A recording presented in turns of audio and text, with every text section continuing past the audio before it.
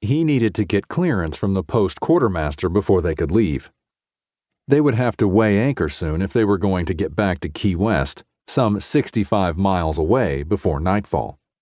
But there was no wind, and the USS Rebecca was going nowhere without wind. He heard the familiar hum and whine in his ears, and he slapped his face. Damn mosquitoes. He shook his head. Nothing those man-eating buggers like more than dead air. A line of black soldiers with their brass-buttoned blue uniforms and shining rifles marched by to take their positions.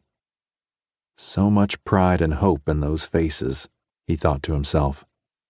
He knew these men were the 82nd Colored Infantry, some of whom had run away from plantations to enlist, and who now probably wanted to be discharged just as much as he did. The Navy lieutenant had tried hard to put the war behind him, but the sight of these soldiers brought the memories back, unbidden and unwanted. The crack of shots ringing out from the dark jungle. His friend bleeding, eyes dark with fear. Clyde Hendricks had clutched his hand. Townsend had tried to staunch the bleeding, but there were too many wounds. As his superior officer, he had put Hendricks in danger's way, and for that he would always punish himself. Townsend had even convinced him that fighting against the Southern Rebellion was his cause, a struggle for emancipation, even though Hendricks was a Bahamian. And now his friend had died for that cause. A slight breeze on his face and the scratchy wisp of rustling palm fronds pulled him back to the present. The wind was coming up, and he felt his spirits rise. 4 heavily guarded prisoners, cursing and sneering, shuffled out of the sally port in leg irons and chains ahead of him. His eyes hardened. The dirty faces simmering with resentment were familiar. The 4 accomplices of Lincoln's assassin, John Wilkes Booth. They had been convicted a little over 3 months earlier by a military court in Washington and had been sent to the Dry Tortugas in July. The infamous names of Spangler, Arnold, O'Laughlin, and Samuel Mudd, the doctor who had tended to Booth's broken ankle. All but Spangler were given life sentences. "Don't worry, Lieutenant. They won't be escaping any time soon." He'd been looking for the post quartermaster, but the officer had found him first.